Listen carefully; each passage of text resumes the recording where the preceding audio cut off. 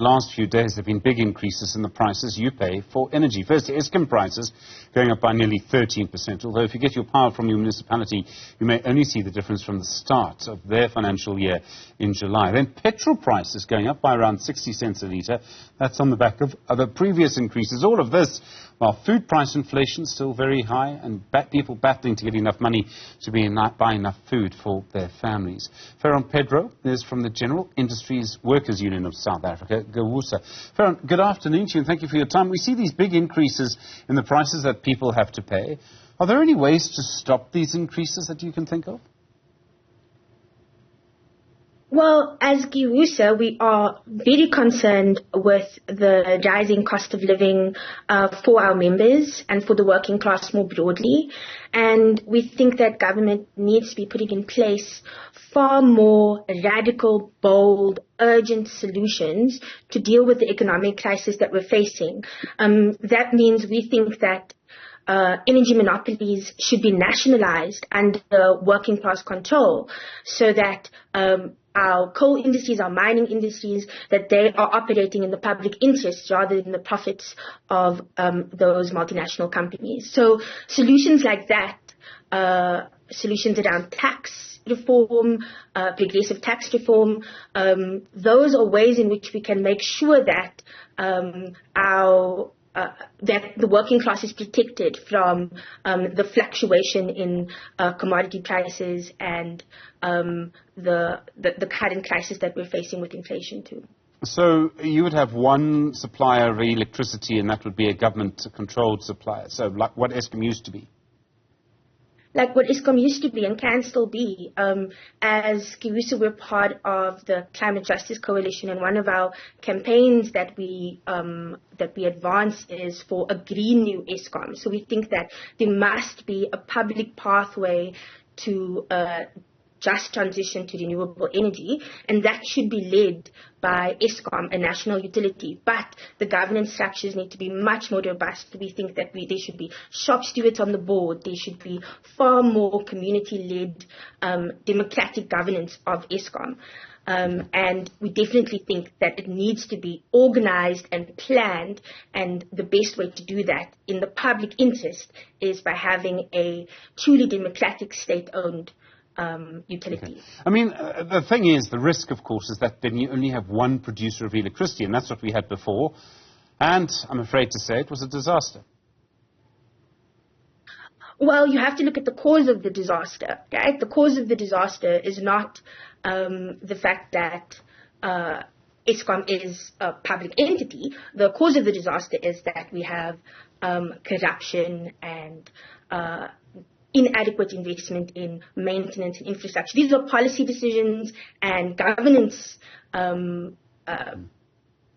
governance issues that we can deal with in a truly democratic public entity. And public pathways to renewable energy and a just transition are the only way in which we're going to be able to include the majority of the working class, our members, and the many unemployed people who rely on their incomes and measly grants instead of jobs, decent jobs that they could be doing in a green, industrialized economy.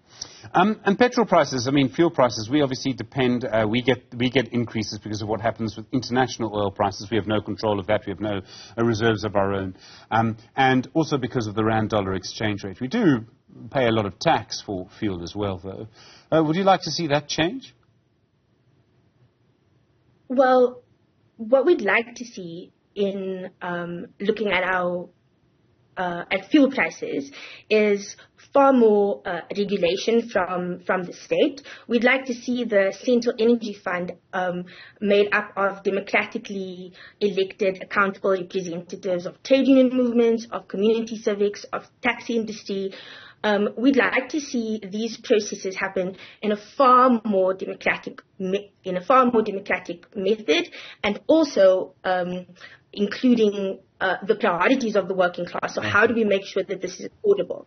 And for us, that means that the Central Energy Fund should be democratized. We should be having increased regulation from the state on fuel prices. And we shouldn't be seeing these kind of increases affecting members like ours.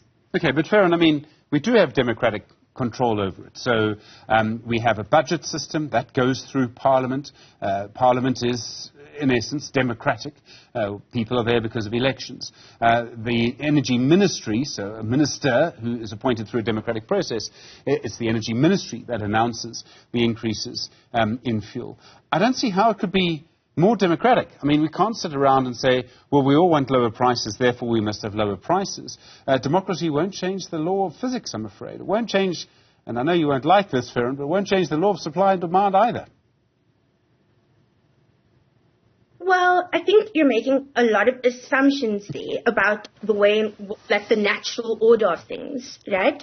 And I think that's part of the problem that we've seen in government policy, economic policy, energy policy, is that these restrictions placed on what we are able to do based on ideological positions, the idea that market-orientated policies are more efficient, or we need to conform to these ideas of supply and demand, when really we have the resources we need in our society to be able to organize and make sure that everybody gets what they need. If you're saying that that's impossible, then I'm going to say that there are people that have solutions for that, and that people who think that that is impossible should perhaps be set aside and give the working class, progressive society an opportunity to lead and push for policies that we think will actually improve the lives of the majority. That's not what I said. I was just stating the simple fact that we don't have reserves of diesel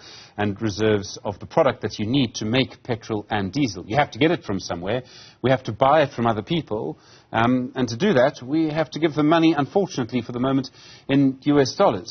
So we have very little control over this problem. That's the entire point. Right, I understand what you mean. Okay, so we agree that policies can be orientated to the majority, to the working class, to the poor, and that we can organize our institutions to best reflect their interests. I would disagree with you on the robustness of our democracy, especially since so many people are excluded from it and so many people's voices and demands are not heard. And we see that reflected in the number of protests around transport costs, around electricity costs, around food costs. So we know that our current democratic system doesn't necessarily reflect the interests of everybody living in South Africa. And rather my point perhaps should be that whatever the policy, or however we come up with the solutions to, for example, the increase in fuel prices, it should be based on the public interest. And that we can ensure by ensuring greater participation, community and trade union participation in these processes.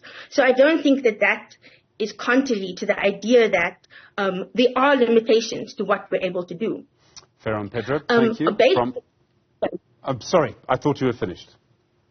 No, yes, okay. Now I'm finished, thank you. Ferron, my apologies, thank you. Ferron Pedro is from the trade union Giwusa.